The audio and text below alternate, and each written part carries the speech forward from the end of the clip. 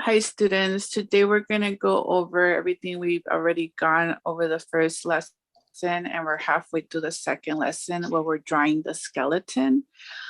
Here are the standards. If we go to the next slide, it's more simplified for us.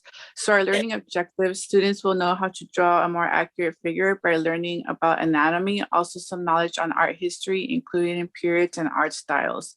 Students will cover a variety of mediums to explore creative endeavors. We will fill out handouts and have group discussions comparing different art movements, artworks, and dissecting artists' intentions.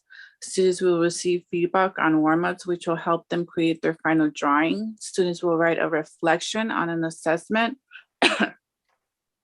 due with their artwork, where they will answer questions related to the creative process and acquire knowledge on art history. Students will compare and contrast two paintings and write a reflection on modern art and how figure drawing is being used in contemporary art. I will go over the handouts towards the end of this presentation. Next slide. Okay, so we already have done the first lesson, which was hands and feet, and we're on to the second lesson, which is the skeleton. After we are done with the skeleton, we'll be creating a muscle man on top. So here's where we are. Basically, we've been doing the history of painting, right? Exercises, and then the anatomy presentation we covered. And what I'm going to show you next is the skeleton demo video. This is on how to start your skeleton today.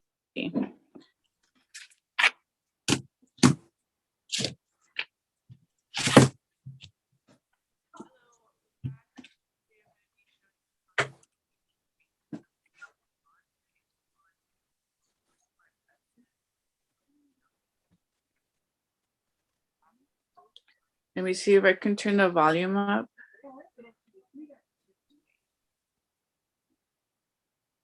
Okay, so here is basically a reference photo, a handout I already gave you. I'm going to be using my yardstick, and a regular pencil for this is fine. I'm just going to be marking out the proportions of the skeleton. You'll also need an eraser and a regular size ruler later on when you start doing the bones and all of that.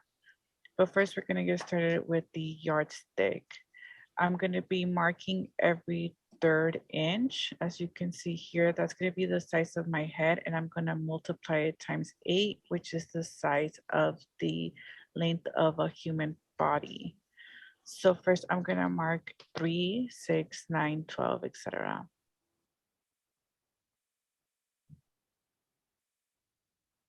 Using my reference photo, I'm going to see where every 3 inches or the size of a skull basically is according to my reference sheet.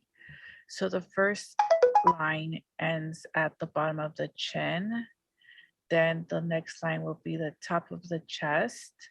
The next line is the top of the pelvis. The line after that is below the pelvis. So I'm using my reference a lot to look at where everything is in proportion. This is just the beginning of my sketch, so I'm using my pencil lightly. Later on, I'm going to be playing with the values and making sure everything is the right proportion. So the first step is to just mark everything lightly with your pencil. Then you can go back and make sure that the bones are the right width, for example. Lastly, you would be incorporating the value scale to make your skeleton look 2-dimensional. This should take the most time. Okay, great. So now I'm going to show you the handouts that we're going to be working on throughout this, right? The first one is on art history. As we've been, give me a second.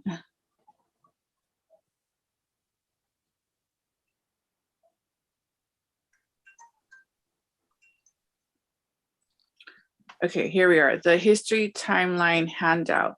So as we're covering our history presentation, which is going to be going on through the 3 lessons, we're going to be filling these out.